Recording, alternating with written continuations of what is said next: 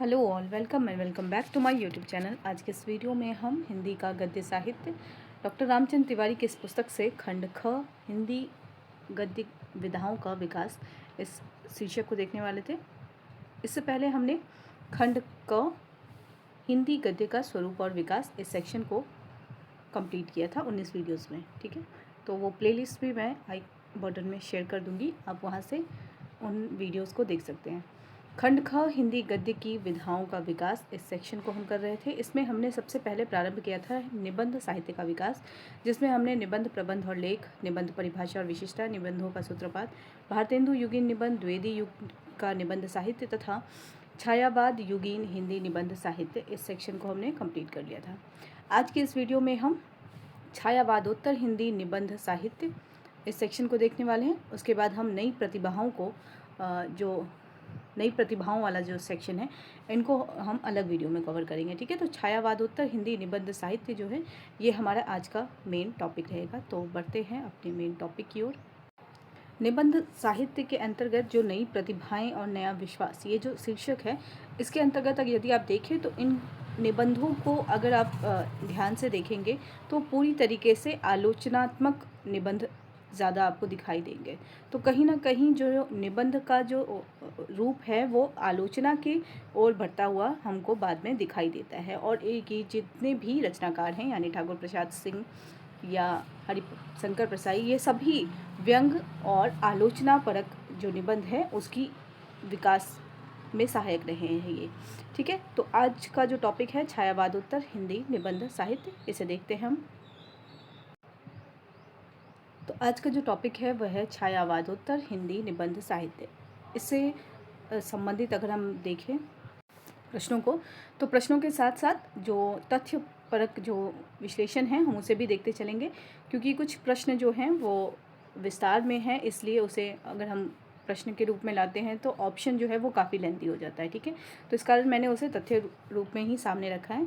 तो प्रारंभ करते हैं। सबसे पहले अगर हम देखें तो छायावादोत्तर हिंदी निबंध साहित्य से पहला प्रश्न है, हिंदी निबंध लेखकों की कितनी पीढ़ियाँ समानांतर चल रही हैं? Option A 1, option B 2, option C 3, option D 4। Answer करेंगे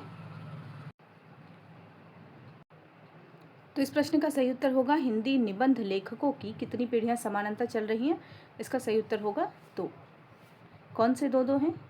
2 निबंध लेखकों की पीढ़ियां हैं जो समानांतर चल रही थी। उनमें से पहली पीढ़ी उन निबंधकारों की है जो छायावादी युग या उसके कुछ बाद से लिखते आ रहे हैं और अब दिवंगत हो गए हैं। दूसरी पीढ़ी नए लेखकों की है जिनमें विषय और शैली दोनों की नवीनता है। तो छायावाद युग के बाद अगर हम देखें तो निबंध लेखक जो हैं वो 2 समानांतर पीढ़ी उनकी चल रही थी। एक जो छायावाद से ही लिखना प्रारंभ कर रहे थे और वो मतलब उनकी मृत्यु हो गई। दूसरी पीढ़ी के वो लेखक हैं जो अभी भी लिख रहे हैं और उनका जो विषय है वह नवीन है, यानी पुरानी परंपरा के अनुसार अगर हम देखें तो उनकी जो विषय है या शैली है दोनों ही नवीन है। ठीक है, तो ये 2 समानांतर पीढ़ियाँ जो है वो हमको छायावाद में निबंध लेखकों की दिखाई देती है। अगला प्रश्न है, पहली पीढ़ी के निबंधकारों की विशेषता क्या है? ऑप्शन ए, वे छायावादी युग या उसके कुछ बाद से लिखते आ रहे हैं। ऑप्शन बी, वे नए लेखक हैं। ऑप्शन सी, वे विषय और शैली दोनों में नवीनता के लिए जाने जाते हैं। ऑप्शन डी, वे सभी दिवंगत हो गए हैं। तो इसका सही उत्तर क्या होगा? पहली पीढ़ी के जो निबंधकार हैं वो छायावादी युग या उसके कुछ बाद से लिखते आ रहे हैं, वो सभी दिवंगत हो गए हैं। यह एक तथ्य है, लेकिन अगर हम काल विशेष के रूप में देखें तो वह छायावाद युग या उसके कुछ बाद से लिखते आ रहे हैं। तो इसका सही उत्तर होगा ऑप्शन ए। अगला प्रश्न है, पहली पीढ़ी के निबंधकारों में से कुछ प्रमुख नाम कौन से हैं? पहली पीढ़ी के जो निबंधकार हैं उनमें ऑप्शन है A, Pandit Makhanlal Chaturvedi, doctor Sampurnanand. Option B, Shivpujan Sahay Padumlal Punnalal Bakshi. Option C दोनों। ऑप्शन डी कोई नहीं। आंसर करेंगे तो इस प्रश्न का सही उत्तर क्या होगा? पहली पीढ़ी के निबंधकारों में जो प्रमुख नाम रहे हैं वो है पंडित माखनलाल चतुर्वेदी, डॉक्टर संपूर्णानंद तथा शिवपूजन सहाय पदुमलाल पुन्नालाल बख्शी। ये सभी रचनाकार पहली पीढ़ी के निबंधकार हैं और इनका जो रचनाकाल है वह छायावाद युग से प्रारंभ होता है। अभी हम देखते हैं पहली पीढ़ी के निबंध लेखकों को, जो छायावाद युग से लिखते आ रहे थे या फिर उनकी जो मृत्यु हो चुकी है। ठीक है, पहली पीढ़ी के जो निबंध लेखक थे उनमें पंडित माखनलाल चतुर्वेदी, जिनका समय 1889 1968, डॉक्टर संपूर्णानंद 1890 से 1969, डॉक्टर रामप्रसाद त्रिपाठी 1890 से 1983 तक, शिवपूजन सहाय, इनका समय है 1893 से 1963। अगला नाम है पुदुमलाल पुन्नालाल बख्शी, इनका समय है 1894 से 1971। अगला नाम है परशुराम चतुर्वेदी, इनका समय है 1894 से 1989। अगला नाम है शियाराम शरण गुप्त, इनका समय है 1895 से 1963। अगले हैं श्री वियोगी हरि, 1896 से 1988 इनका समय है। डॉक्टर धीरेन्द्र वर्मा 1897 से 1973 इनका समय है। पांडे बेचन शर्मा उग्र 1900 से 1967 इनका समय है। राम वृक्ष बेनीपुरी, इनका समय 1896 से 1968 है। इलाचंद्र जोशी, इनका समय 1902 से 1982 है। अगला नाम है यशपाल, 1903 से 1976 इनका समय है। डॉक्टर वासुदेव सरन अग्रवाल, 1904 से 1966 इनका समय है। जैनेन्द्र कुमार, 1905 से 1988 इनका समय है। डॉक्टर विनय मोहन शर्मा, 1905 से 1993 इनका समय है। भदंत आदन, अगला नाम है विनय मोहन शर्मा, इनका समय है 1905 से 1993। अगला नाम है भदंत आदंत कौशल्यायन, इनका समय है 1905 से 1988। अगले हैं शांतिप्रिया द्विवेदी, इनका समय है 1906 से 1967। अगले हैं विश्वनाथ प्रसाद मिश्र, इनका समय है 1906 से 1982। कन्हैया लाल मिश्र प्रभाकर का समय है 1906 से 1995। पंडित हजारी प्रसाद द्विवेदी का समय है 1907 से 1979। महादेवी वर्मा का समय है 1907 से 1987। डॉक्टर राजबली पांडे का समय है 1907 से 1971। तो ये सभी निबंधकार पहली पीढ़ी के निबंधकार के रूप में जाने गए हैं।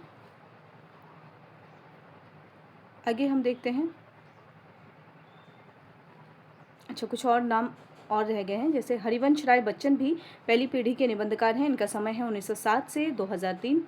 डॉक्टर भगवत शरण उपाध्याय, इनका समय है 1908 से 1982। महाराज कुमार रघुवीर सिंह, 1908 से 1991 इनका समय है।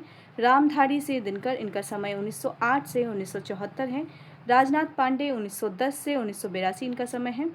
डॉक्टर इंद्रनाथ मदान का समय 1914 से 1984 है। रामधार सिंह, इनका समय 1913 से 1956। तो ये सभी निबंधकार पहली पीढ़ी के निबंधकार रहे हैं। इससे संबंधित अगला प्रश्न है, पहली पीढ़ी के निबंधकारों की समय सीमा क्या है? ऑप्शन ए 19वीं शताब्दी, ऑप्शन बी 20वीं शताब्दी, ऑप्शन सी 18वीं शताब्दी, ऑप्शन डी 21वीं शताब्दी। आंसर करेंगे तो इस प्रश्न का सही उत्तर होगा पहली पीढ़ी के निबंधकारों की समय सीमा 20वीं शताब्दी रही है। अगला प्रश्न है, दूसरी पीढ़ी के निबंधकारों की विशेषता क्या है? ऑप्शन ए वे विषय और शैली दोनों में नवीनता के लिए जाने जाते हैं। ऑप्शन बी वे पुरानी शैली के लेखक हैं। ऑप्शन सी वे सभी दिवंगत हो गए हैं। ऑप्शन डी वे छायावादी युग से जुड़े हुए हैं। हमने पहले भी दूसरी पीढ़ी के निबंधकारों की विशेषता को देखा था, यानी प्रारंभ में ही देखा था। तो इस प्रश्न का आंसर करेंगे,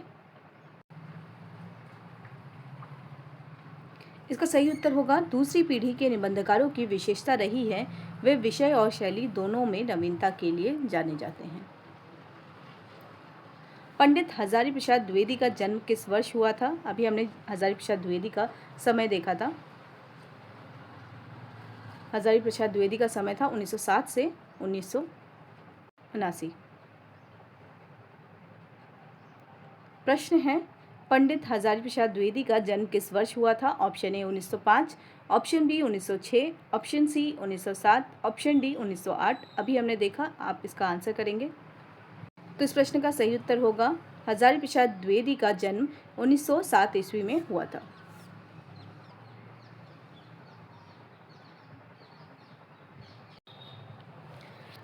हमने अभी पहली पीढ़ी और दूसरी पीढ़ी के निबंधकारों की विशेषता को देखा। अब जो प्रश्न आएंगे या फिर जो भी तथ्य सामने आएंगे वो पहली पीढ़ी के सभी निबंधकार जो हैं उनसे संबंधित होगा। तो सबसे पहला नाम जो निबंधकार हैं वह है शिवपूजन सहाय। शिवपूजन सहाय से संबंधित तथ्य हम देख लेते हैं। श्री शिवपूजन सहाय निष्ठावान साहित्यकार रहे हैं। उनकी रचनावली के तीसरे खंड में उनके लगभग 200 निबंध प्रकाशित हुए हैं।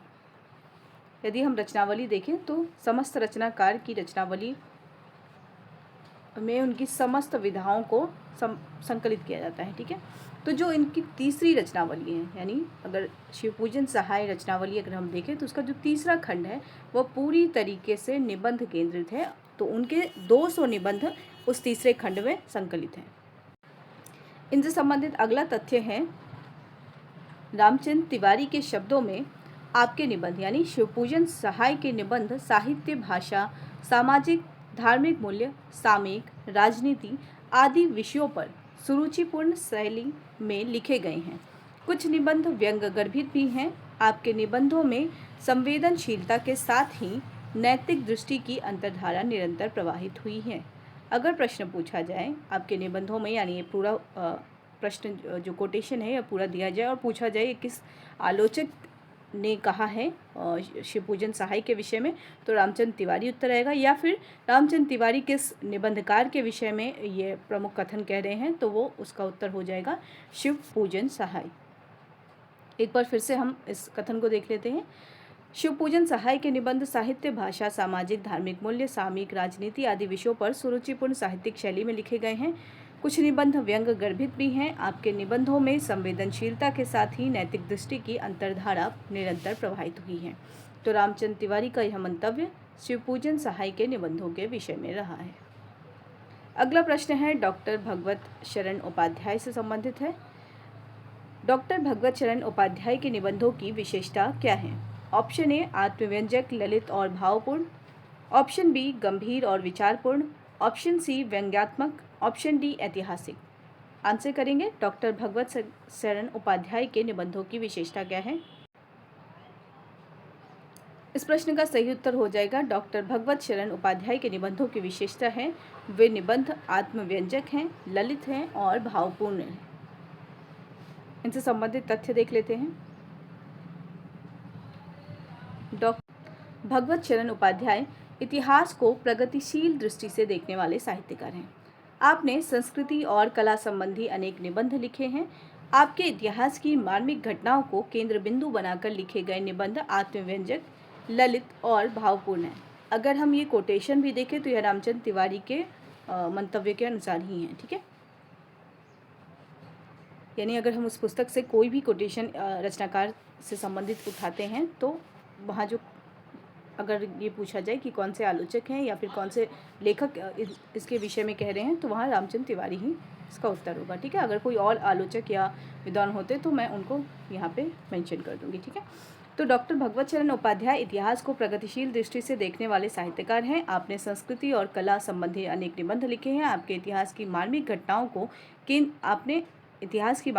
को केंद्र बिंदु बनाकर लिखे गए निबंध आत्मव्यंजक और भावपूर्ण हैं। साहित्य और कला, सांस्कृतिक निबंध, इतिहास साक्षी है आपके प्रसिद्ध निबंध संग्रह हैं।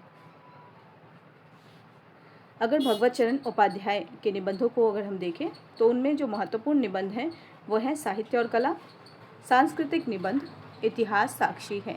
ये तीनों निबंध अगर पूछे जाएं किसके हैं तो भगवत शरण उपाध्याय इसके निबंधकार रहे हैं। ठीक है, तो ये तीनों निबंध, इनका समय यानी इतिहास साक्षी का समय दिया हुआ है 1960। ठीक है, तो ये तीनों निबंध जो है वो महत्वपूर्ण हो जाते हैं। आप अगर इसे नोट करना चाहें तो निबंधों में जो नाम है वो साहित्य और कला, सांस्कृतिक निबंध, इतिहास साक्षी है, ये निबंध आप लिखेंगे और साथ ही इनके निबंधकार के रूप में भगवत शरण उपाध्याय का नाम लिखेंगे। अगले जो निबंधकार हैं पहली पीढ़ी से ही संबंधित डॉक्टर संपूर्णानंद। इनसे संबंधित पहला प्रश्न है डॉक्टर संपूर्णानंद के निबंध संग्रह का नाम क्या है? ऑप्शन ए स्फुट विचार, ऑप्शन बी भाषा की शक्ति तथा अन्य निबंध, ऑप्शन सी दोनों, ऑप्शन डी कोई नहीं। आंसर करेंगे डॉक्टर संपूर्णानंद के निबंध संग्रहों का नाम क्या है? इसका सही उत्तर होगा दोनों। स्फुट विचार और भाषा की शक्ति तथा अन्य निबंध। ये दोनों निबंध संपूर्णानंद के निबंध हैं, इसे भी आप नोट डाउन करेंगे। इनसे संबंधित तथ्य देख लेते हैं। डॉक्टर संपूर्णानंद अपने चिंतन मनन के लिए प्रसिद्ध हैं। आपने जीवन के हर महत्वपूर्ण पक्ष पर भारतीय दृष्टिकोण से विचार किया है। यह कथन भी अगर आप देखें तो रामचंद्र तिवारी के अनुसार है। इनके निबंधों का नाम देख लेते हैं। स्फुट विचार जिसका समय है 1953, आपके निबंधों का महत्वपूर्ण संग्रह है, यानी निबंध संग्रह है स्फुट विचार, समय 1953। भाषा की शक्ति तथा अन्य निबंध आपके निबंधों का दूसरा संग्रह है। तो दूसरा निबंध संग्रह कौन सा हो गया? भाषा की शक्ति तथा अन्य निबंध। स्फुट विचार, भाषा की शक्ति तथा अन्य निबंध, ये दोनों निबंध किनके हैं? संपूर्णानंद के हैं। ठीक है, तो पहली पीढ़ी के जितने भी निबंधकार हैं उन सभी के निबंधों को तथा उनके निबंधकारों को आप एक जगह नोट डाउन करते रहेंगे साथ साथ। अगला नाम है पहली पीढ़ी के निबंधकारों में पांडे, बेचन, शर्मा, उग्र। इनसे संबंधित पहला प्रश्न है, पांडे, बेचन, शर्मा, उग्र की निबंध शैली की विशेषता क्या है? ऑप्शन ए प्रखर व्यंग्य शैली, ऑप्शन बी गंभीर और विचारपूर्ण शैली, ऑप्शन सी आत्मव्यंजक शैली, ऑप्शन डी ऐतिहासिक शैली। आंसर करेंगे। पांडे, बेचन, शर्मा, उग्र की निबंध शैली की विशेषता क्या है? प्रखर व्यंग्य शैली। संबंधित तथ्य देख लेते हैं। पांडे, बेचन, शर्मा, उग्र अपनी प्रखर व्यंग्य शैली के लिए प्रख्यात हैं। उन्होंने अनेक पत्र पत्रिकाओं में साहित्यिक, सामाजिक, राजनीतिक विषयों पर अपने उग्र विचार व्यक्त किए हैं। 1922 ईस्वी से लेकर जीवन के अंत तक वे लिखते रहे हैं। उनके निबंधों में जीवन की यथार्थ की कटुता ही प्रखर व्यंग्य के रूप में व्यक्त हुई है। अगर यह भी तथ्य या कथन के रूप में पूछा जाए तो आलोचक या फिर जो लेखक है वो कौन है? रामचंद्र तिवारी हैं। किनके विषय में लिख रहे हैं? पांडे, बेचन, शर्मा, उग्र के विषय में। स्वयं पांडे, बेचन, शर्मा, उग्र जो हैं वो लिख रहे हैं अपने विषय में, मैं दर्पण हूँ वह जिसके सामने वर्तमान अशांत विश्व सदैव ताता धान नाच रहा है। ये जो कथन है यह पांडे, बेचन, शर्मा का स्वयं के विषय में कथन है और वो लिखते हैं, मैं दर्पण हूँ वह जिसके सामने वर्तमान अशांत विश्व सदैव ताता धान नाच रहा है। तो यह महत्वपूर्ण कथन हो जाता है किनका? पांडे, बेचन, शर्मा, उग्र का। उनकी निबंध शैली यानी पांडे, बेचन, शर्मा, उग्र की निबंध शैली में यथार्थ का यह नर्तन सजीव हो उठा है। तो ये अगर कथन पूछा जाए तो ये रामचंद्र तिवारी का कथन हो जाएगा, लेकिन ये वाला जो कथन है ये स्वयं उन पांडे, बेचन, शर्मा, उग्र का कथन है। ठीक है, तो ये महत्वपूर्ण है आपके लिए, मोस्ट इम्पॉर्टेंट, आप इसे नोट डाउन करेंगे। अगले जो रचनाकार हैं पहली पीढ़ी से वो हैं डॉक्टर वासुदेव सरन अग्रवाल। इनसे संबंधित पहला प्रश्न है, डॉक्टर वासुदेव सरन अग्रवाल के निबंध संग्रहों के नाम क्या हैं? ऑप्शन ए पृथ्वीपुत्र और माता भूमि, ऑप्शन बी कला और संस्कृति वाग्धारा, ऑप्शन सी दोनों, ऑप्शन डी कोई नहीं। आंसर करेंगे। तो इस प्रश्न का सही उत्तर क्या होगा? डॉक्टर वासुदेव सरन अग्रवाल के निबंध संग्रहों के नाम हैं पृथ्वीपुत्र, माता भूमि तथा कला और संस्कृति वाग्धारा। तो ये 4 निबंध संग्रह जो हैं वो किनके हैं? वासुदेव सरन अग्रवाल। इसे भी आप उसी तरीके से नोट डाउन करेंगे। निबंध संग्रह एक साइड लिखेंगे और दूसरी साइड निबंधकार वासुदेव सरन अग्रवाल। इनसे संबंधित तथ्य देख लेते हैं। डॉक्टर वासुदेव सरन अग्रवाल इतिहास एवं संस्कृति के अन्वेषक, अध्येता, विचारक एवं व्याख्याता के रूप में प्रसिद्ध थे। इनके निबंधों को अगर हम देखें, निबंध संग्रहों को देखें, पृथ्वीपुत्र जिसका समय 1949 है, माता भूमि, कला और संस्कृति जिसका समय 1958 है, वेद विद्या 59 है, इसका समय 1959, वाग्धारा जिसका समय 1966 है। तो ये सभी निबंध संग्रह किनके हैं? वासुदेव सरन अग्रवाल के हैं। एक बार फिर से हम निबंध संग्रहों को देख लेते हैं। पृथ्वीपुत्र, माता भूमि, कला और संस्कृति, वेद विद्या, वाग्धारा। इसे भी आप नोट डाउन करेंगे। एक और आप निबंध संग्रह लिखेंगे, दूसरी ओर निबंधकार वासुदेव सरन अग्रवाल। पहली पीढ़ी के अगले जो निबंधकार हैं वह राम प्रसाद त्रिपाठी है। इनसे संबंधित तथ्य देख लेते हैं। आप इतिहास की गंभीर समस्याओं पर लिखते रहे हैं। हिंदी के प्राचीन कवियों के संबंध में आपके गवेषणात्मक निबंधों का विशेष महत्व रहा है। तो यह कथन किनके विषय में है? राम प्रसाद त्रिपाठी के विषय में है। और किन्होंने लिखा है? रामचंद्र तिवारी ने लिखा है। अगले जो निबंधकार हैं पहली पीढ़ी से संबंधित वो हैं डॉक्टर धीरेन्द्र वर्मा। इनसे संबंधित तथ्य देख लेते हैं। धीरेन्द्र वर्मा ने भारतीय संस्कृति एवं हिंदी भाषा के संबंध में गंभीर किंतु सुलझे हुए विचार प्रस्तुत किए हैं। विचारधारा आपका प्रसिद्ध निबंध संग्रह है। तो महत्वपूर्ण क्या निबंध आया इनका? निबंध संग्रह विचारधारा। समय क्या है? 1953।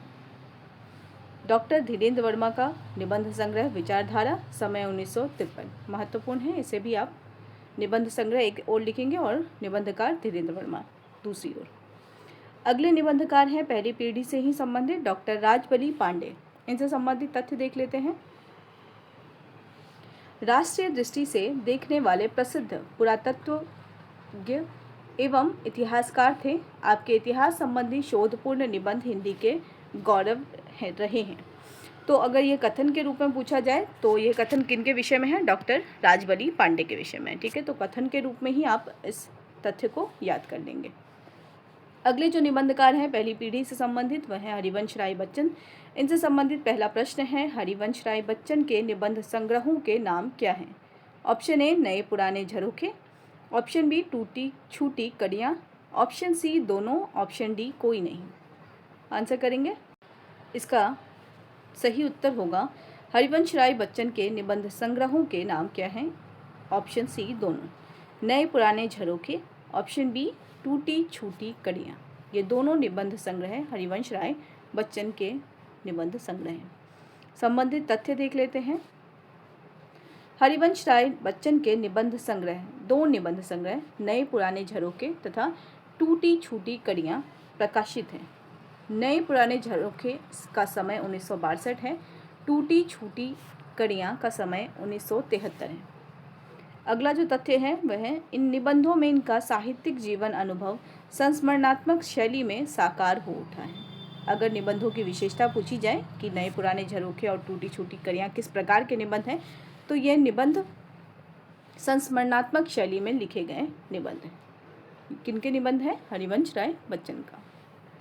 अगला नाम जो पहली पीढ़ी से संबंधित हैं वो पहली पीढ़ी से संबंधित निबंधकार हैं परशुराम चतुर्वेदी। इनसे संबंधित पहला प्रश्न है, पंडित परशुराम चतुर्वेदी के निबंध संग्रहों के नाम क्या हैं? ऑप्शन ए मध्यकालीन प्रेम साधना, ऑप्शन बी मध्यकालीन श्रृंगारिक प्रवृत्तियाँ, ऑप्शन सी साहित्य पथ, ऑप्शन डी सभी। आंसर करेंगे। इस प्रश्न का सही उत्तर हो जाएगा पंडित परशुराम चतुर्वेदी के निबंध संग्रहों के नाम है सभी, यानी ये सभी जो निबंध है वो इसका सही उत्तर होगा। पहला जो निबंध संग्रह है इनका मध्यकालीन प्रेम साधना, दूसरा है मध्यकालीन श्रृंगारिक प्रवृत्तियाँ, तीसरा है साहित्य पथ। ये सभी निबंध संग्रह परशुराम चतुर्वेदी के निबंध संग्रह हैं। संबंधित तथ्य देख लेते हैं। पंडित परशुराम चतुर्वेदी धर्म, संस्कृति, साहित्य और दर्शन के विद्वान हैं। आपके साहित्यिक एवं सांस्कृतिक विषयों पर लिखे गए निबंध संग्रह प्रकाशित हैं। इनमें मध्यकालीन प्रेम साधना अभी हमने ऑप्शन में देखा, इसका समय 1952 है। मध्यकालीन श्रृंगारिक प्रवृत्तियाँ, इसे भी हमने ऑप्शन में देखा, इसका समय 1955 है। साहित्य पथ, इसका समय 1961 है, इसे भी हमने ऑप्शन में देखा। तथा भारतीय साहित्य की सांस्कृतिक रेखाएं, इसका समय 1962 है। ये सभी निबंध संग्रह किनके हैं? परशुराम चतुर्वेदी के निबंध संग्रह। फिर से आप एक और निबंध संग्रह लिखेंगे, दूसरी ओर निबंधकार परशुराम चतुर्वेदी। निबंध संग्रहों में नाम है मध्यकालीन प्रेम साधना, मध्यकालीन श्रृंगारिक प्रवृत्तियाँ, साहित्य पथ तथा भारतीय साहित्य की सांस्कृतिक रेखाएं। तो हिंदी निबंध के विकास से संबंधित अगर आप नोट्स बना रहे हैं रामचंद्र तिवारी की इस पुस्तक से, तो पहले आप कालखंड की ओर जाएंगे, यानी जैसे हमने भारतेंदु युगीन निबंधों को देखा, तो सबसे पहले आप सबसेक्शन बनाएंगे भारतेंदु युगीन निबंध, और उसमें आप निबंधों का नाम लिखेंगे, साथ ही निबंधकारों का नाम लिखेंगे। फिर आप द्विवेदी युग में प्रवेश करेंगे। द्विवेदी युग में जितने भी निबंधकार रहे हैं तथा उनके निबंध संग्रह जो रहे हैं उनको आप नोट्स फॉर्म में लिखेंगे। फिर छायावाद और अब छायावादोत्तर। छायावादोत्तर में 2 सेक्शन आएगा, यानी पहली पीढ़ी और दूसरी पीढ़ी। अभी हम पहली पीढ़ी के निबंधकारों को देख रहे हैं, जिनमें हमने परशुराम चतुर्वेदी के निबंधों को देखा। अगला नाम है पुदुमलाल पुन्नालाल बख्शी। इनसे संबंधित पहला प्रश्न है, पुदुमलाल पुन्नालाल बख्शी के निबंधों की विशेषता क्या है? ऑप्शन ए सहज लालित्य, ऑप्शन बी व्यंग विनोद, ऑप्शन सी दोनों, ऑप्शन डी कोई नहीं। आंसर करेंगे। इसका सही उत्तर होगा पुदुमलाल पुन्नालाल बख्शी के निबंधों की विशेषता क्या है? सही उत्तर होगा सी दोनों, यानी सहज लालित्य भी इनके निबंधों की विशेषता है तथा व्यंग विनोद भी इनके निबंधों की विशेषता है। संबंधित तथ्य देख लेते हैं। पुदुमलाल पुन्नालाल बख्शी बहुत पहले से लिखते आ रहे हैं। सहज लालित्य आपके निबंधों की विशेषता है। आपके व्यंग विनोद की प्रवृत्ति, आप में व्यंग विनोद की प्रवृत्ति भी पाई जाती है। गंभीर विचारों को भी आप सुबोध बनाकर उपस्थित करते हैं। दूसरा जो तथ्य है, पंचपात्र, पदमवन, कुछ तथा और कुछ आपके प्रसिद्ध निबंध संग्रह हैं। तो पंचपात्र, पदमवन, कुछ तथा और कुछ, ये निबंध किनके निबंध संग्रह हैं? ये पुदुमलाल पुन्नालाल बख्शी के। आपने साहित्य, धर्म, समाज आदि सभी विषयों को संदर्भित करके अपने निबंध को प्रस्तुत किया है। तो महत्वपूर्ण क्या है हमारे लिए? दूसरा वाला तथ्य, यानी पंचपात्र, पदमवन तथा कुछ तथा और कुछ, ये 3 निबंध संग्रह पुदुमलाल पुन्नालाल बख्शी के हैं। अगले जो निबंधकार हैं पहली पीढ़ी के ही, शियाराम शरण गुप्त। इनसे संबंधित पहला प्रश्न है, शियाराम शरण गुप्त के निबंधों की विशेषता क्या है? ऑप्शन ए आत्मीयता, ऑप्शन बी व्यंग विनोद, ऑप्शन सी स्मृति चित्र, ऑप्शन डी सभी। आंसर करेंगे। का सही उत्तर होगा शियाराम शरण गुप्त के निबंधों की विशेषता है सभी, यानी आत्मीयता भी इनके निबंधों की विशेषता है, व्यंग विनोद भी इनके निबंधों की विशेषता है तथा स्मृति चित्र के रूप में भी इनके निबंध देखे गए हैं। संबंधित तथ्य देख लेते हैं। शियाराम शरण गुप्त के निबंधों में उनकी आत्मा की आर्द्रता पूर्णतः प्रतिफलित हुई है। उन्होंने जीवन के विभिन्न पक्षों को अनुभूति के स्तर पर स्पर्श किया है और मुक्त भाव से उन्हें अभिव्यक्ति दी है। आत्मीयता, व्यंग विनोद, स्मृति चित्र के रूप में अतीत को प्रस्तुत करने की क्षमता आदि गुणों के कारण आपके निबंध सच्चे व्यक्तिनिष्ठ निबंध बन गए हैं। तो ये जो कथन है वो किनके विषय में है? शियाराम शरण गुप्त के निबंधों के विषय में है। ये निबंध ये जो विशेषता है वो किन के द्वारा उद्घाटित की गई है? तो सही उत्तर होगा रामचंद्र तिवारी के द्वारा। तो जो भी कथन हम यहाँ पे देख रहे हैं वो सभी कथन रामचंद्र तिवारी के कथन हैं। अगर कोई और रचनाकार या कोई और आलोचक का कथन आएगा तो मैं वहाँ पे उस आलोचक का नाम ज़रूर मेंशन करा दूँगी, ठीक है। अगर मेंशन नहीं है तो आपको ये मानना होगा या फिर ये देख कर चलना होगा कि वो जो कथन है वो रामचंद्र तिवारी के कथन है, ठीक है। दूसरा जो तथ्य है, झूठ सच, ठीक है, झूठा सच नहीं है, ये झूठ सच है। 1939 आपके निबंधों का महत्वपूर्ण संग्रह है।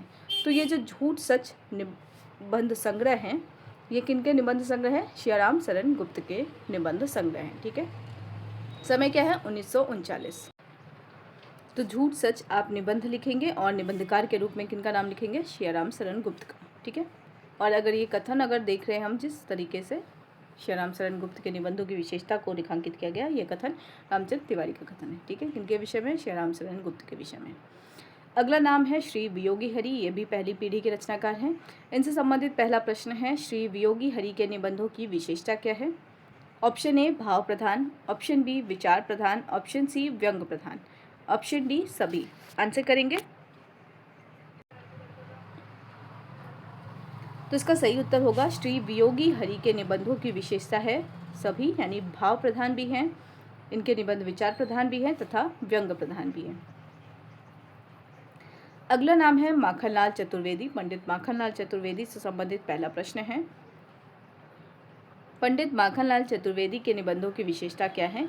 ऑप्शन ए मार्मिक संस्मरण, ऑप्शन बी गद्यात्मक सूक्तियाँ, ऑप्शन सी व्यंग और भाव चित्र, ऑप्शन डी सभी। आंसर करेंगे।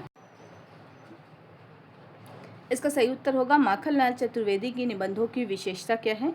मार्मिक संस्मरण, गद्यात्मक सूक्तियाँ तथा व्यंग और भाव चित्र, ये सभी निबंध जो विशेषताएं हैं वो माखनलाल चतुर्वेदी के निबंधों की विशेषताएं रही हैं।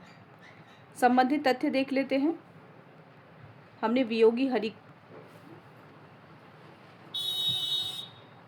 से संबंधित प्रश्न को देखा था, उससे संबंधित तथ्य जो हैं वो हम देख लेते हैं पहले। वियोगी हरि से संबंधित जो तथ्य हैं वो तथ्य ये दोनों हैं, ठीक है। इन तथ्यों को हम देख लेते हैं पहले। श्री वियोगी हरि के निबंध भाव प्रधान हैं। प्रश्न हमने देखा था, श्री वियोगी हरि के निबंधों की विशेषता क्या है? उत्तर में हमने पाया था भाव प्रधान है, विचार प्रधान है और व्यंग प्रधान है। संबंधित तथ्य देख लेते हैं। श्री वियोगी हरि के निबंध भाव प्रधान हैं। उन्होंने गद्य गीत अधिक लिखे हैं। उनके विचार प्रधान निबंधों में भी एक तरह की भावात्मक तन्मयता लक्षित होती है। आपने कुछ व्यंग प्रधान वैयक्तिक निबंध भी लिखे हैं, यानी उनके निबंध तीनों ही रूप में हमको दिखाई देते हैं, यानी भाव प्रधान भी हैं, विचार प्रधान भी हैं तथा व्यंग प्रधान भी हैं। अगर हम इनके निबंध की बात करें तो ऐसे निबंधों का एक संग्रह यूं भी तो देखिए 1959 समय है नाम से प्रकाशित हुआ है। यूं भी तो देखिए यह निबंध संग्रह किनका है? वियोगी हरि का है। इसमें विविध माध्यमों से वियोगी हरि जी ने अनेक समस्याओं के संबंध में अपने विचार व्यक्त किए हैं। तो वियोगी हरि का जो महत्वपूर्ण निबंध है वह है यूं भी तो देखिए। निबंध आप एक और लिखेंगे यूं भी तो देखिए, निबंधकार के रूप में आप लिखेंगे वियोगी हरि। अभी हमने प्रश्न किया माखनलाल चतुर्वेदी से संबंधित। माखनलाल चतुर्वेदी से संबंधित तथ्यों को हम आगे देखेंगे। सबसे पहले हम ये प्रश्न देख लेते हैं रामवृक्ष बेनीपुरी से संबंधित जो प्रश्न है। श्री रामवृक्ष बेनीपुरी के निबंधों की विशेषता क्या है? ऑप्शन ए संस्मरण, ऑप्शन बी रेखाचित्र, ऑप्शन सी ललित निबंध, ऑप्शन डी सभी। तो इसका सही उत्तर क्या होगा? सभी, यानी रामवृक्ष बेनीपुरी की विशेषता क्या है? उन्होंने निबंधों में संस्मरण का भी रूप डाला है, रेखाचित्र का भी रूप डाला है और ललित निबंधों का भी उसमें प्रभाव दिखाई देता है।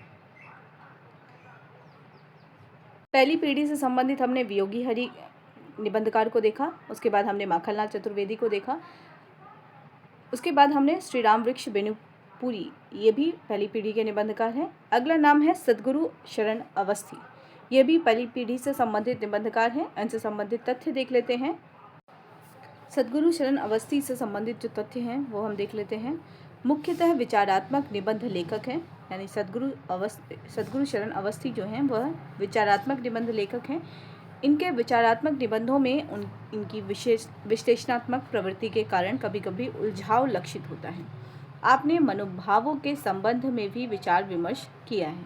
तो यह जो कथन है यह रामचंद्र तिवारी का कथन है। किनके विषय में कथन है? यह सद्गुरु शरण अवस्थी के निबंधों के विषय में कथन है। फिर से एक बार हम कथन को देख लेते हैं। मुख्यतः विचारात्मक निबंध लेखक हैं। उनके विचारात्मक निबंधों में उनकी विश्लेषणात्मक प्रवृत्ति के कारण कभी कभी उलझाव लक्षित होता है। आपने मनोभावों के संबंध में भी विचार विमर्श किया है। सद्गुरु शरण अवस्थी के निबंध संग्रहों को देख लेते हैं। बुद्धि तरंग, विचार तरंग, साहित्य तरंग। साहित्य तरंग का समय है 1956। आपके प्रसिद्ध निबंध संग्रह हैं। कौन कौन से निबंध संग्रह हैं सद्गुरु शरण अवस्थी का? बुद्धि तरंग, विचार तरंग और साहित्य तरंग। तो आप एक और सभी निबंध संग्रहों को लिखेंगे और निबंधकार के रूप में लिखेंगे सद्गुरु शरण अवस्थी। अभी हमने माखनलाल चतुर्वेदी से संबंधित तथ्यों को, प्रश्न को देखा था, उससे संबंधित तथ्यों को देख लेते हैं।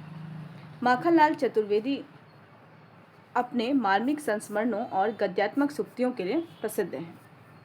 अगला तथ्य है इनके निबंध संग्रह अमीर इरादे गरीब इरादे। अगर प्रश्न पूछा जाए अमीर इरादे गरीब इरादे निबंध संग्रह किनका है? सही उत्तर होगा माखनलाल चतुर्वेदी का। अगला जो तथ्य है वह रामचंद्र तिवारी के शब्दों के अनुसार ही हैं। अब आपकी समस्त रचनाएं माखनलाल चतुर्वेदी रचनावली शीर्षक से 10 खंडों में प्रकाशित हुई है। यह जो कथन है वह रामचंद्र तिवारी के शब्दों में कथन है। किनके विषय में है? माखनलाल चतुर्वेदी के विषय में है। माखनलाल चतुर्वेदी के विषय में वह लिखते हैं कि अब आपकी समस्त रचनाएं माखनलाल चतुर्वेदी रचनावली शीर्षक से 10 खंडों में प्रकाशित हुई हैं। इनमें खंड 2 और खंड 3 आपके सभी प्रकार के निबंध संग्रहित हैं। यानी टोटल इनके जो रचनावली है माखनलाल चतुर्वेदी की वो टोटल 10 है। ठीक है, इन 10 में जो दूसरा और जो तीसरा है यह पूरी तरीके से निबंध संग्रहों से संबंधित है। आपके निबंधों में व्यंग, भावचित्र, विचार और कथात्मक संस्पर्श का अद्भुत सम्मिश्रण है। निबंध छोटे छोटे किंतु चुभने वाले हैं। उनमें एक निजी विशिष्ट भंगिमा है। तो यह कथन जो है वह किनके विषय में है? माखनलाल चतुर्वेदी के विषय में है। इनकी जो रचनावली है वो टोटल अगर हम देखें कुल कितनी रचनावली है, रचनावली के खंड टोटल 10 है, यानी कुल 10 हैं। उनमें भी दूसरा और जो तीसरा खंड है वह पूरी तरीके से निबंधों पर केंद्रित है। अमीर इरादे गरीब इरादे इनका निबंध संग्रह है जिसका समय 1960 है। ठीक है, एक और आप निबंध संग्रह लिखेंगे, दूसरी ओर निबंधकार माखनलाल चतुर्वेदी लिखेंगे। ठीक है, अगले जो निबंधकार हैं श्री रामवृक्ष बेनीपुरी, इससे संबंधित हमने प्रश्न देख लिया था। रामवृक्ष बेनीपुरी के निबंधों की विशेषता क्या है? तो संस्मरण, रेखाचित्र, ललित निबंध, ये सभी रूप जो हैं इनके निबंधों में देखे जा सकते हैं। संबंधित तथ्य देख लेते हैं। रामवृक्ष बेनीपुरी से संबंधित तथ्य हैं। संस्मरण, रेखाचित्र, यात्रा वृत्तांत तथा ललित निबंध लेखन के लिए यह प्रसिद्ध हैं। कौन? रामवृक्ष बेनीपुरी। इनका निबंध संग्रह है आपकी माटी की मूर्तें 1941 से 45 इसका समय है नामक रेखाचित्र बहुत लोकप्रिय हुआ है। आपके ललित निबंधों का संग्रह है वंदे वाणी विनायको। ठीक है, तो निबंध संग्रह कौन सा है? ललित निबंध संग्रह वंदे वाणी विनायको, समय है 1953 से 54 और इसके रचनाकार कौन है? श्री रामवृक्ष बेनीपुरी। महत्वपूर्ण है। रामचंद्र तिवारी जी के शब्दों में अगला तथ्य है, बेनीपुरी जी एक सहृदय व्यक्ति हैं। उनके निबंधों में यह सहृदयता छलक उठती है, इसलिए उनके निबंधों में एक प्रकार का तरल आवेग उच्छलित हुआ है। उनकी भाषा अत्यंत सजीव, चपल और फुदकती हुई है। उसमें लोक जीवन की मिठास, स्थितियों को मूर्त करने की क्षमता और सहज नाटकीयता है। तो यह जो कथन है वह बेनीपुरी जी के विषय में है, यानी रामवृक्ष बेनीपुरी जी के विषय में है। और किनके शब्दों में है? रामचंद्र तिवारी के शब्दों में है। अगले रचनाकार हैं श्री इलाचंद जोशी, ये भी पहली पीढ़ी के रचनाकार हैं।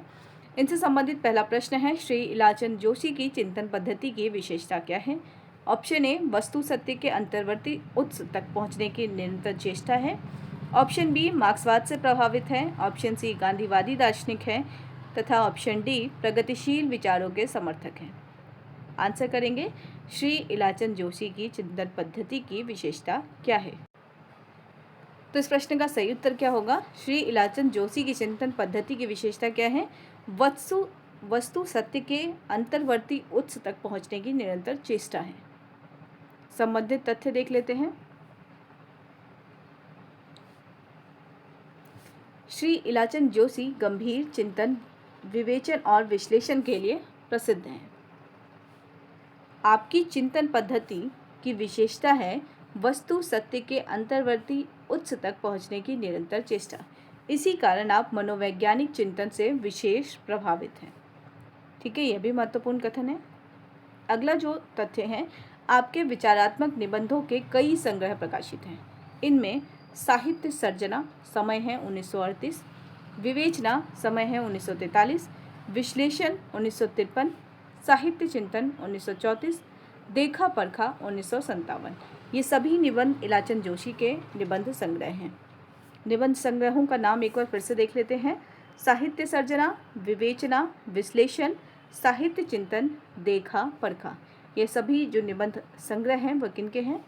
इलाचंद जोशी के। एक और आप निबंध संग्रह लिखेंगे, दूसरे ओर निबंधकार इलाचंद जोशी लिखेंगे। अगले जो निबंधकार हैं पहली पीढ़ी से संबंधित, वो हैं श्री यशपाल। प्रश्न है, श्री यशपाल के निबंधों की विशेषता क्या है? ऑप्शन ए, गंभीर किंतु तीखी व्यंग्य शैली। ऑप्शन बी, विचारात्मक और विवेचनात्मक। ऑप्शन सी, आत्मीयता और विनोद। ऑप्शन डी, सांस्कृतिक चेतना का सहज परिणाम। आंसर करेंगे। सही उत्तर होगा, श्री यशपाल के निबंधों की विशेषता है गंभीर किंतु तीखी व्यंग्य शैली। संबंधित तथ्य देख लेते हैं। श्री यशपाल कथाकार ही नहीं, सफल निबंध लेखक भी हैं। आप मार्क्सवाद से प्रभावित साहित्यकार हैं। समाज के रूढ़ि जर्जर ढांचे में परिवर्तन के लिए सतत संघर्षशील रहे हैं। अगला तथ्य है, अपने निबंधों में भी आपने गंभीर किंतु तीखी व्यंग्य शैली में समाज की गतानुगतिकता पर निर्मम चोट किए हैं। न्याय का संघर्ष, अगला तथ्य है, न्याय का संघर्ष, बात बात में बात, देखा सोचा समझा तथा देखा सोचा समझा आदि आपके प्रसिद्ध निबंध संग्रह हैं। अभी हमने इलाचंद जोशी के निबंध संग्रहों को देखा था जिसमें हमने देखा परखा देखा। ठीक है, और अभी अगर हम यशपाल की बात करें तो देखा परखा की जगह क्या है? देखा सोचा समझा। तो ये दो सिमिलर ऐसे मिलते जुलते निबंध हैं जिनके जो लेखक हैं वो अलग अलग हैं, नाम थोड़े सिमिलर से हैं, ठीक है। तो देखा सोचा समझा अगर पूछा जाए तो वो यशपाल का होगा, अगर देखा परखा पूछा जाए तो वो इलाचंद जोशी का निबंध होगा। तो यशपाल के निबंध संग्रह कौन कौन से हैं? न्याय का संघर्ष, बात बात में बात, देखा सोचा समझा। तो ये सभी जो निबंध संग्रह हैं वो आप एक और लिखेंगे और निबंधकार के रूप में यशपाल का नाम लिखेंगे। अगले जो निबंधकार हैं जैनेन्द्र, ये भी पहली पीढ़ी से संबंधित निबंधकार हैं। इनसे संबंधित पहला प्रश्न है, जैनेन्द्र की लेखन शैली की विशेषता क्या है? ऑप्शन ए आकर्षण और उलझाव, ऑप्शन बी गंभीर और विचारपूर्ण, ऑप्शन सी व्यंग्यात्मक और तीखी, ऑप्शन डी सरल और स्पष्ट। आंसर करेंगे। जैनेन्द्र की लेखन शैली की विशेषता क्या है? उनमें आकर्षण भी है और उलझाव भी है। संबंधित तथ्य देख लेते हैं। जैनेन्द्र गांधीवादी दार्शनिक एवं विचारक साहित्यकार हैं, ठीक है। तो अगर गांधीवादी दार्शनिक पूछा जाए कौन है, कौन से लेखक है, तो जैनेन्द्र है। अगला तथ्य है, आप लिखते समय, यानी अगर ये भी जो कथन है वह रामचंद्र तिवारी के शब्दों में है। आप यानी जैनेन्द्र लिखते समय प्रत्येक वाक्य रचना के साथ सोचते चलते हैं, पाठक के मन को कभी आगे पीछे झटका देते हुए और कभी प्रश्न की गहराई में डुबाते हुए आगे बढ़ते हैं। आपने जीवन के सभी प्रश्नों पर अपने ढंग से सोचने समझने और लिखने की चेष्टा की है। आपकी लेखन शैली में आकर्षण है, चाहे यह आकर्षण उलझाव का ही क्यों ना हो। तो आकर्षण भी है और उलझाव भी है इनके लेखन में, ठीक है। अभी हमने प्रश्न के माध्यम से देखा। इनके निबंध संग्रहों को देख लेते हैं। प्रस्तुत प्रश्न, समय है 1936, जड़ की बात, समय है 1945, पूर्वोदय, समय है 1951, साहित्य का श्रेय और प्रेम 1953, मंथन 1953, सोच विचार 1953, काम प्रेम और परिवार 1953, इतस्ततः 1963, समय और हम 1964, परिप्रेक्ष्य 1977 आदि आपके प्रसिद्ध विचार प्रधान निबंध संग्रह हैं। फिर से एक बार हम निबंध संग्रहों को देख लेते हैं। प्रस्तुत प्रश्न, जड़ की बात, पूर्वोदय, साहित्य का श्रेय और प्रेम, मंथन, सोच विचार, काम प्रेम और परिवार, इतस्ततः, समय और हम, परिप्रेक्ष्य आदि। तो ये सभी निबंध आप एक और लिखेंगे और निबंधकार के रूप में आप लिखेंगे जैनेन्द्र का नाम। अगला जो तथ्य है, आपके साहित्य और संस्कृति संबंधी निबंधों का एक संग्रह, साहित्य और संस्कृति, ठीक है। एक और निबंध संग्रह कौन सा है? साहित्य और संस्कृति। ये किससे संबंधित है? साहित्य और संस्कृति संबंधी निबंधों का ये संग्रह है। निबंध का संग्रह का नाम क्या है? साहित्य और संस्कृति, समय है 1979। ललित शुक्ल द्वारा संपादित होकर प्रकाशित हुआ है। तो ये जो निबंध है साहित्य और संस्कृति, यह निबंध जैनेन्द्र द्वारा लिखित है, लेकिन संपादित किनके द्वारा किया गया है? ललित शुक्ल द्वारा, ठीक है। इस निबंध संग्रह में धर्म, नीति, विज्ञान, राजनीति, कला, नैतिकता आदि संदर्भों में साहित्य की रचना और महत्ता का विवेचन किया गया है, ठीक है। तो निबंध संग्रह कौन से हो गए जैनेन्द्र के? प्रस्तुत प्रश्न, जड़ की बात, पूर्वोदय, साहित्य का श्रेय और प्रेम, मंथन, सोच विचार, काम प्रेम और परिवार, इतस्ततः, समय और हम, परिप्रेक्ष्य और साहित्य और संस्कृति, ठीक है। तो ये सभी निबंध संग्रह किनके हैं? जैनेन्द्र के हैं। जैनेन्द्र के हैं, गांधीवादी दार्शनिक है। अगला नाम है भदंत आनंद कौशल्यायन। ये भी पहली पीढ़ी के रचनाकार हैं। इनसे संबंधित पहला प्रश्न है, भदंत आनंद कौशल्यायन के निबंधों की विशेषता क्या है? ऑप्शन ए संस्मरणात्मक और विचारों की स्पष्टता, ऑप्शन बी गंभीर और विवेचनात्मक, ऑप्शन सी व्यंग्यात्मक और तीखी, ऑप्शन डी सांस्कृतिक चेतना का सहज परिणाम। आंसर करेंगे। भदंत आनंद कौशल्यायन के निबंधों की विशेषता है, पहला संस्मरणात्मक और विचारों की स्पष्टता। तो इसका सही उत्तर हो जाएगा ऑप्शन ए। संबंधित तथ्य देख लेते हैं। भदंत आनंद कौशल्यायन अपने संस्मरणात्मक निबंधों के लिए प्रसिद्ध हैं। इधर आपने लंका की राजनीतिक परिस्थिति के संबंध में भी कई निबंध लिखे हैं। आपके निबंधों में विचारों की स्पष्टता और स्वच्छता है। आप प्रगतिशील विचारों के समर्थक हैं। दूसरा तथ्य है, जो ना भूल सका तथा रेल का टिकट आपके प्रसिद्ध निबंध संग्रह हैं, ठीक है। तो भदंत आनंद का कौशल्यायन ये निबंधकार हैं। इनका जो निबंध संग्रह है वह है जो ना भूल सका तथा रेल का टिकट। जो ना भूल सका का समय 1945 है। तो ये दो निबंध संग्रह आप एक और लिखेंगे और निबंधकार के रूप में लिखेंगे भदंत आनंद कौशल्यायन, जो ना भूल सका और रेल का टिकट। अगला नाम है शांतिप्रिय द्विवेदी का, यह भी पहली पीढ़ी से संबंधित निबंधकार हैं। पहला प्रश्न है इनसे संबंधित, पंडित शांतिप्रिय द्विवेदी की साहित्यिक आत्मा का संगठन किसके आधार पर हुआ?